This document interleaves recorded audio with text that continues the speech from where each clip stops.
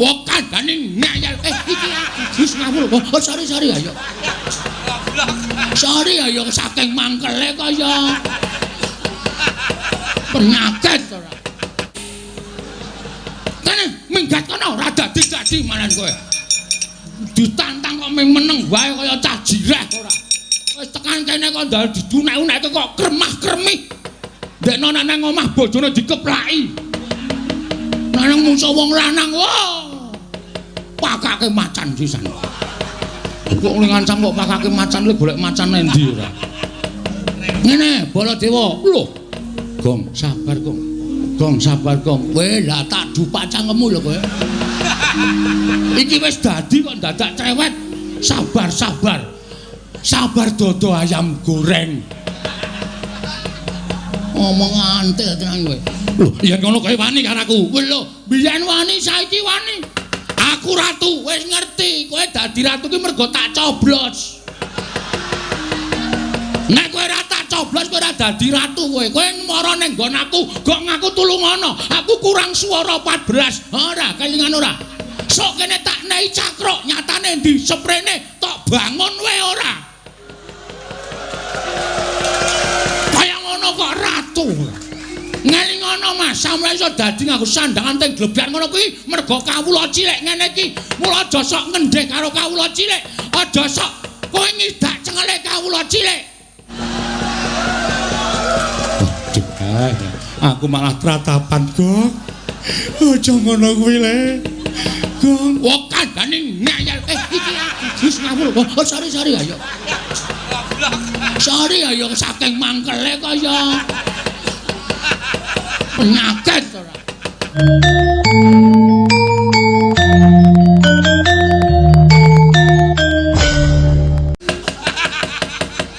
Kowe bali. Non, kowe bali. Kula bali purun ning bareng karo Pandhawa 5 mundi Pustaka Jamus miang jimat kelima sada.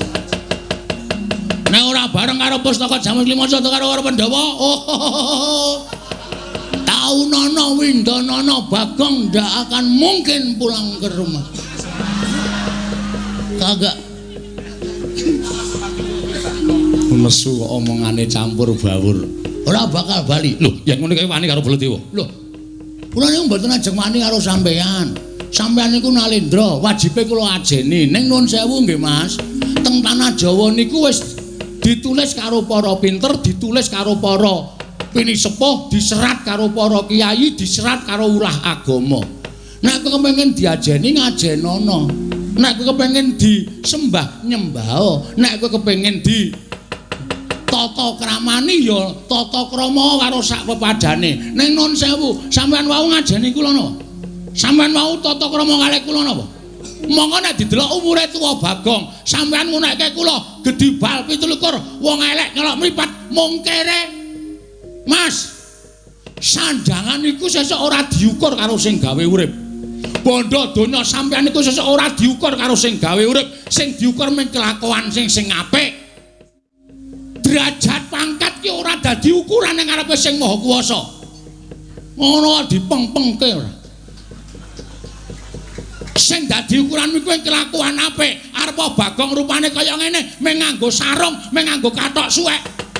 Sampeyan nganggo busana keprabon ning iso sesuk waktu di sana sampeyan tak nggo ancek-ancek mlebu swarga. Sampeyan sing tak ndlepke ning neraka. Mergo sampeyan duwe derajat pangkat dienggo ngendak wong sing ora duwe kaya ngene iki. Penyakit manusia macam apa kamu? Manusia macam-macam ya? Koko Prabu sampun mangke mindak mboten kan Gusik. Aku ora trima. Iki nek karepe piyayake aku diundang-undang karo Bagong, malah diundhomono karo Bagong. Kowe saiki bali kono karo bapakmu. Kowe bali kono karo bapakmu. Bapakmu ki wong kere, bapakmu ki gedhi bal 17. Wong bapakmu ki wong elek nyolok mripat. Bapakmu ki meng batur arep bangun kayangan ki sing goragat apa? Bapakmu wong ora gablek apa-apa. Kon ngilo karo gitoke, kon ngilo karo cengele Semar. Duwe gegayan bangun kayangan, cebol kaya wulan wutong ngitung lintang tangi kelakone cepak wurunge. Sampeyan saya gawe mangkelku lho iki. Ki nun sewu nek aku wis ngilangi tata krama. Gong Kong tamut ndasmu lho, Tru. Iki aku wis nesu tenan. Kowe ora nesu ya bapak dunekke wong gedibal 17. Nek ade sing dunekke kowe ora masalah. Haromae. Bapak ki metu saka omah jegoke kirik-kirike tak bleh kok. Rumangsane kok dunek-unekke karo Baladewa. Mas. Sampeyan wis kebangetan ngunekke bapakku. Nek sampeyan ngunekke aku ora masalah. Nek bapak anane Bagong urip ning alam padang ki, bapak gojek karo Simbok.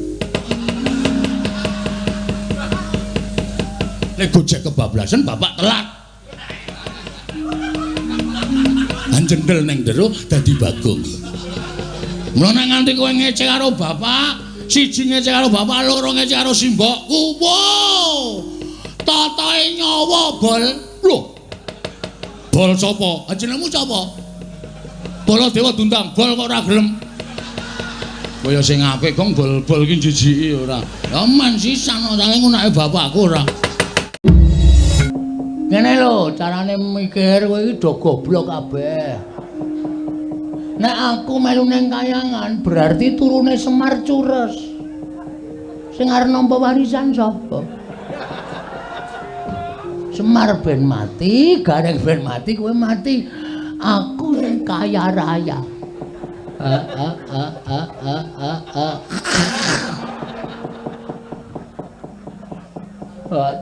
Cangkem kok kaya ngono. Hei aku nang omah wae. Nek nganti aku engko gagal gegayuhanku mbangun niki, sapa sing dicucuk? Wis, nek pancen do ikhlas mbelani aku ora masalah. Aku matur nuwun ya, Reng. Matur nuwun ya, Truk. Matur nuwun ya, Pak. Wis do mbelani karo aku. Pun kula nggak digawari. Pun mboten sak ditakon cemplung kawah blung modar kabeh pun. Iya, aku ngene iki nglabuhi kowe lho, Gong. Heeh, aku ya ngerti kok, wis tenang. Engko tak tulis nang tembok omahku. Pahlawanku 1 Semar, 2 Gareng, 3 Petruk. Pahlawanku. Ya dilukis. Wah, angel, mesti angel lukis matamu iki lho, Reng. Setan tenan tenan. Gagang Semar. Piye? Panjenengan sampun ikhlas. Ora ikhlas sebab apa? Awak mati kok ora ikhlas. Mati ku sangkane dhewe-dhewe. Upama sangkanku saka kowe ya wis tak terima-terimake. Nolo Garing ikhlas. Mboten ikhlas ngapa? Bapak ora ana kok kula kene urip-uripan sing sambat sebut karo sapa? Petruk ya ikhlas. Mboten ikhlas pun mang beto kula telu-telune teng kayangan. Ganti sule Bagong sawise Semar Gareng lan Petruk ulun cemplungaken ning kawah Candra Dimuka. Ulun bakal maringi Dewandara lan Jayandara lawan Bagong Semar Badranaya.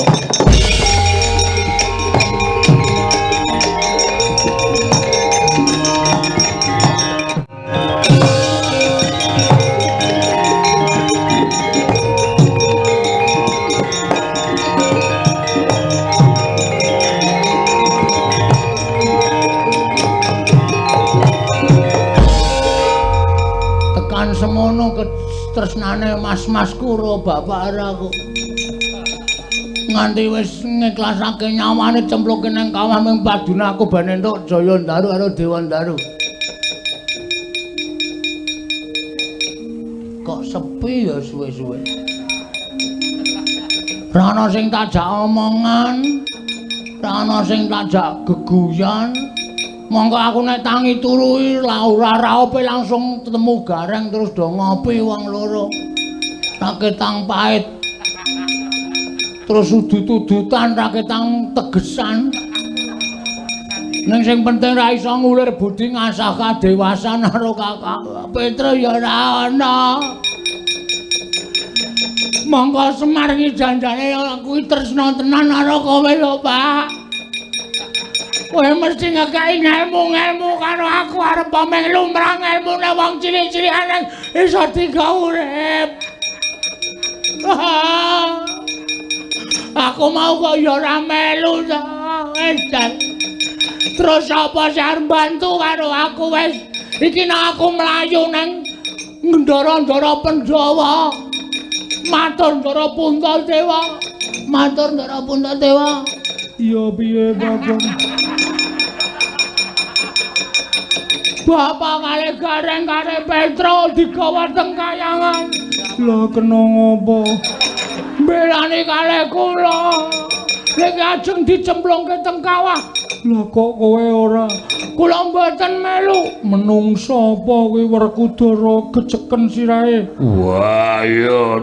Yes. Modar aku. Ki nek lapor nang Ngamarta, upama aku mlayu ning Darawati.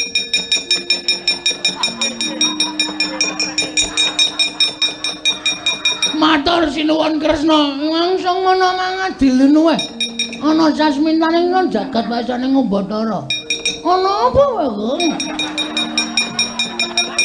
Kok kowe tawang-tawang tangis? Matur Ndara Kresna, Bapak Semar kali Galeng kali Petro digawa teng kayangan. Lho. Sebabe apa? Sebabe mbelani kali kula. Lah kok kowe ora mati? Nggih, wong baterane tesih wutuh. Wah, dalah sencaki laran. Senika kesaken aku. Lah, tak mati meneh. Nendi ya iki? Polsek kowe apa ya? Lapor, Pak Polisi ada kematian. Di mana TKP? Di Kayangan. Nah, mumet polisi lari nang Kayangan. Gimana sampai di sana? Patroli nggak bisa sampai sana. Sudah terserah, kamu urus sendiri. Wes rampung. Siapa ya? Sowan Prabu Dasamuka wae Pak ya. Prabu Dasamuka iki kejeme ra jamaah-jamaah. Munteng wae dipateni. Jane dandan. Wis cilaka iki wis. Kowe. Oh iya, Dik. Bapak iki sing sedulur. Ngendikaning para sing do ngerti iki, bapak iki mbiyen lahir ndok. Kok bapak to? Sang Hyang Tunggal ki nglairke ndok. Terus kuningane dadi Sang Hyang Guru, kulite dadi Watagok, teleke dadi Semar. Putihe, telek putihe dadi Semar. Weh. Ndok putihe, Ding. Nah, Watagok. Aku sing ngrawuh, Wah, aku njaluk tulung ya, Pak. Bapak digawa nang kayangan. Nek si Watagok ora iso nulungi bapak tak jembarke cangkemmu, Wong. Apa? Omahe Togok ngendi ya? GPS. Togok. Oke, Oh iya. Oke. 18 menit saka kene. Parani tenan.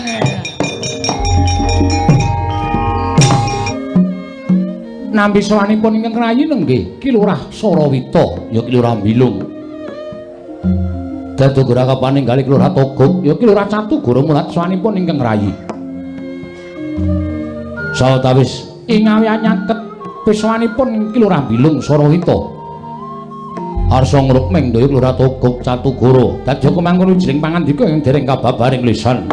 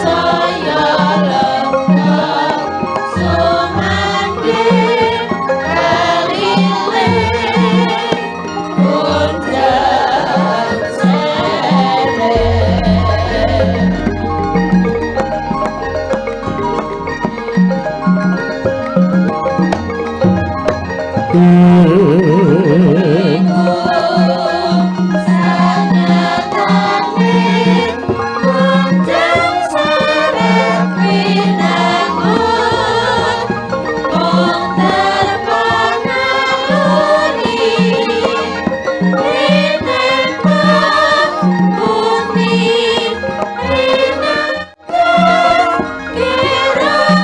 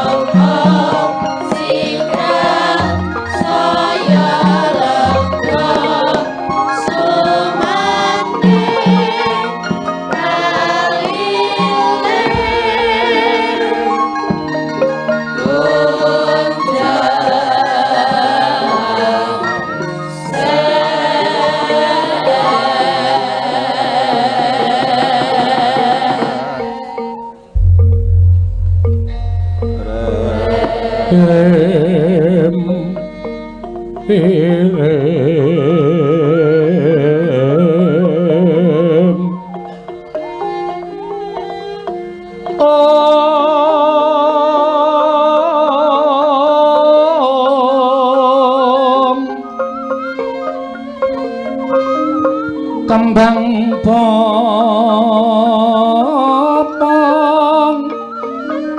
teratebang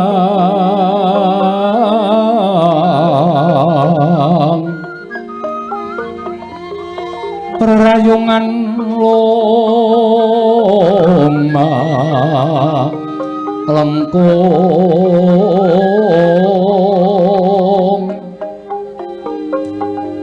tumalong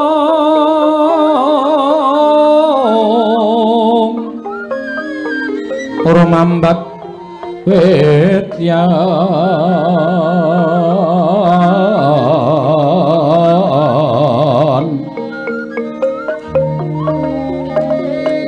wes semu kang mawur raras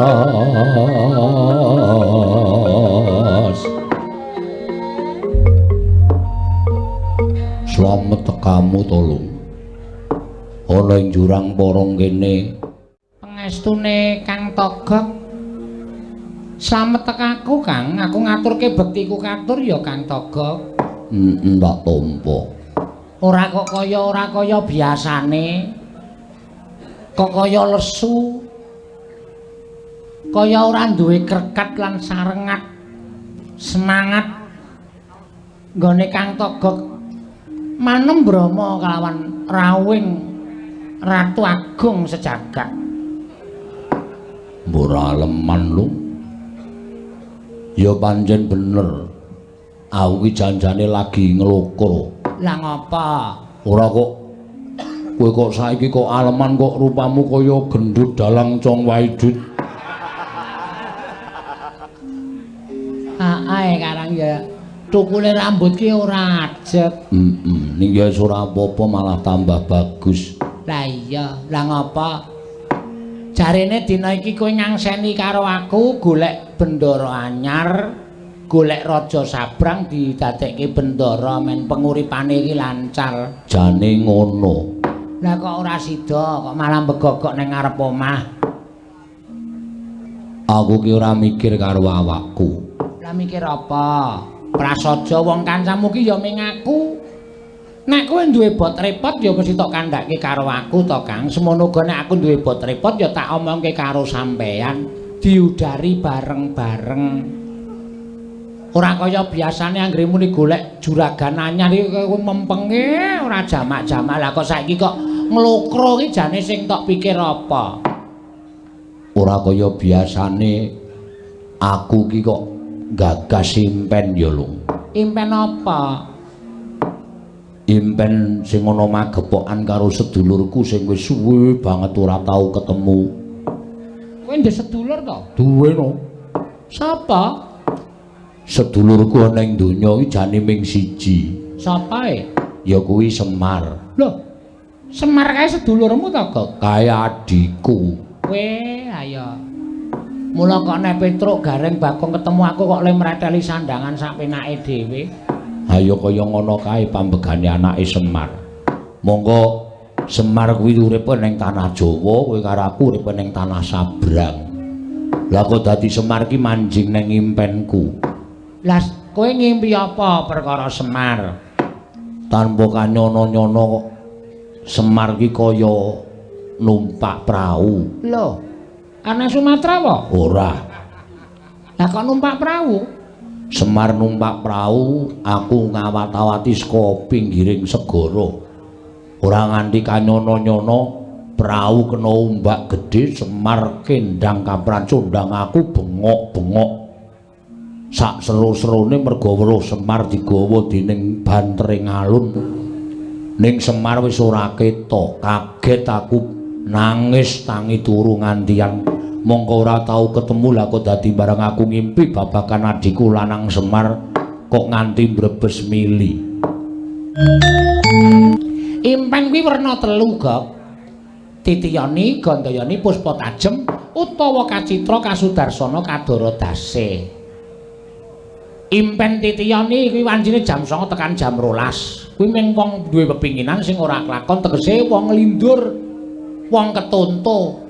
Upamane kepengin tuku penganggon mongko urung kelakon nganti ketonto kegawa ning ngimpi kuwi jam 09.00 tekan jam 12 titiyani. Gandaya niki jam 12 tekan jam 2. Kuwi impene wong turu, wong ki nek ora ngimpi jam semono kuwi ngibarate wong mau wis bisa disebut mati suri. Oh, malah kowe ngerti. Ngerti. Lah terus impen sing pungkasan ya kuwi Puspa Tajem utawa Kadara Dase kuwi jam 2 bengi tekane jam 4 esuk. Kuwi impen sing bakal ana maknane. Aku ngetangi gregah kuwi wis krungu kluru ing jago. Lah nek ngono impenmu kuwi klebu impen Puspa Tajem utawa Kadara Dase. Kuwi impen sing ana maknane. Terus maknane apa? Lah kuwi sing aku ora ngerti wong aku ora nggawa bukune. Mangko biasane aku ki nek ngimpi mesti tak tileki nggon buku. Nek ngimpi segara kuwi ya paling ora 0. Terus nek kapal kuwi 4 ya tukunen bolak-balik. Tok mudar ora. Wong impen tenanan kok malah disambung rapetke sing ora-ora. Lah aku ya ora dong kok. Ning saya suwe kok atiku saya melang-melang kaya ninggal jejabang tepi ning balumbang. Ku geneng apa-apa ya, Lung. Lah wong ado puruke kok kowe iki arep ngopo? Umpama kowe iki tekan gone Semar, arep tetulung karo Semar, ya wis kesuwen to, Gek. Wong tanah Sabrang karo tanah Jawa ki dadak liwat segara kok.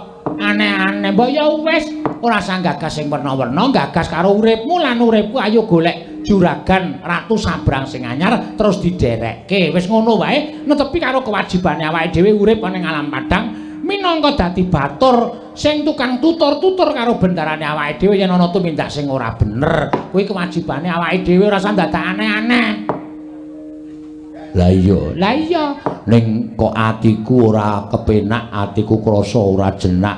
Ora sato gagas, wis to. Nek tok gagas terus-terusan malah ora prayoga kedadiane. Wis saiki ngene, Dal, kowe arep ngajak nendi? Ayo tak derekke. Perkara impenmu kuwi sisihna saka rasamu. Mengko nek kesuwen kowe karo aku ora netepi kewajiban, malah ngrekoso. Nampa duka saka dewa malah ora kepenak uripe awake dhewe lho, Gok.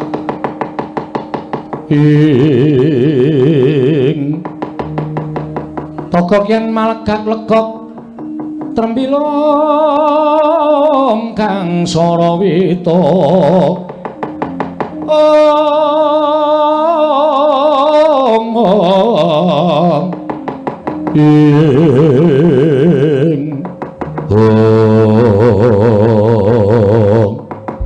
dereng ngantos bidah iku togok tuwin kuwi ora bilung kedadak ingkang mletek-mletek saking katebian nyumurupi lenggah iku ora togok Catugara. Nah, candak kowe wae. Aja kaget wae aku sing teka, anakmu lanang anake Semar Bagong wae. Aku sowan ya wae togok sayangku.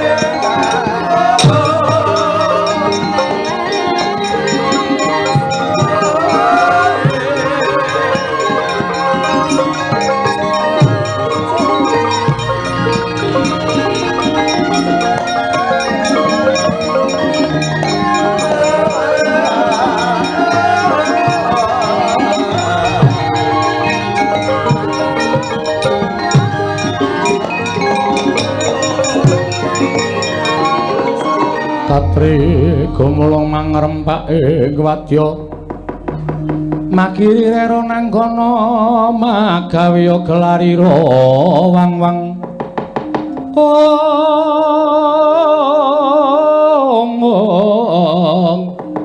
Magiri rero nanggono magawe gelarira wang-wang iki ora pangling rak Bagong to. Wa. Lho kok tekan kene. Ngrekoso goleki alamatmu iki.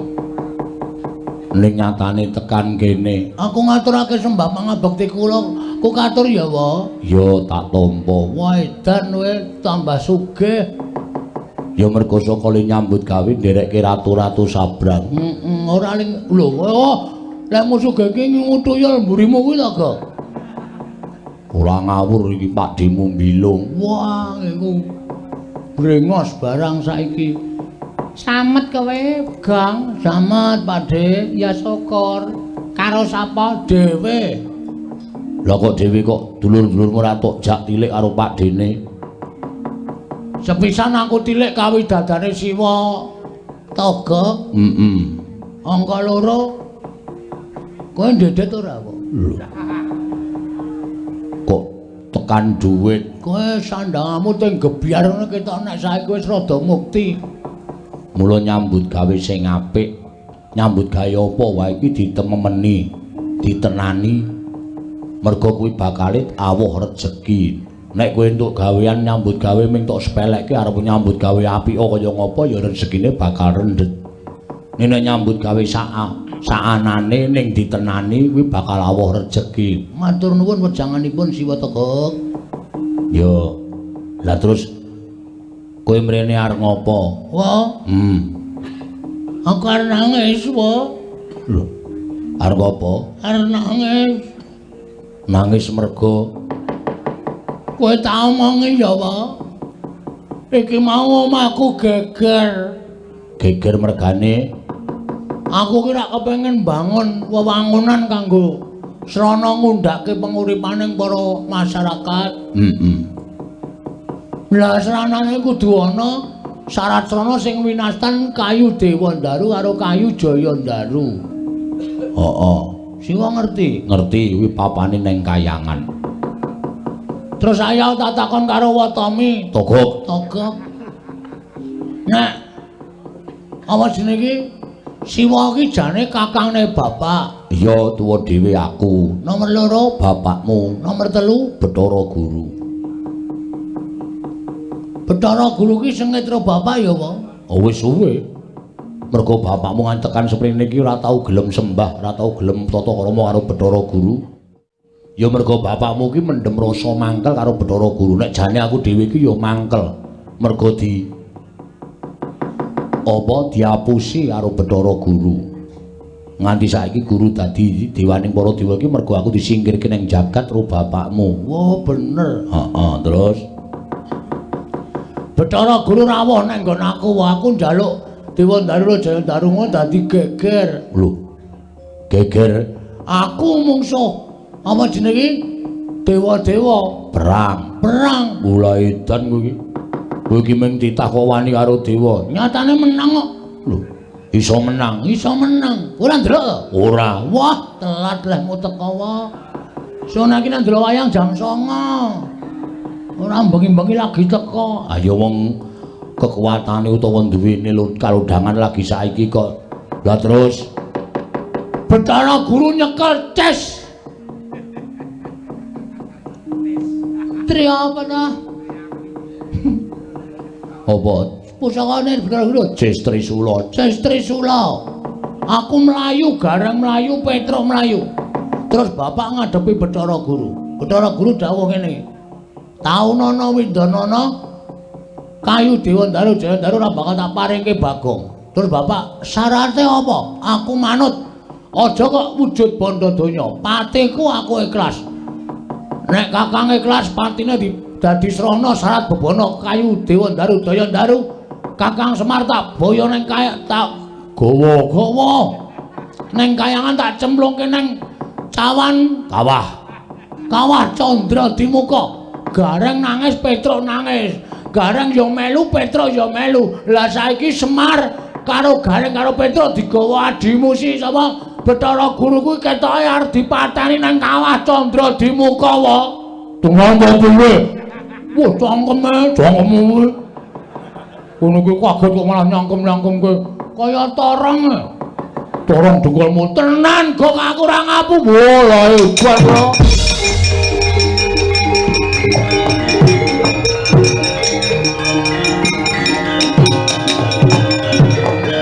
Oh, lha wis prayoli jan manik moyo kuwi piye to ya? Karo kakang kok isih sengit kaya ngono kuwi.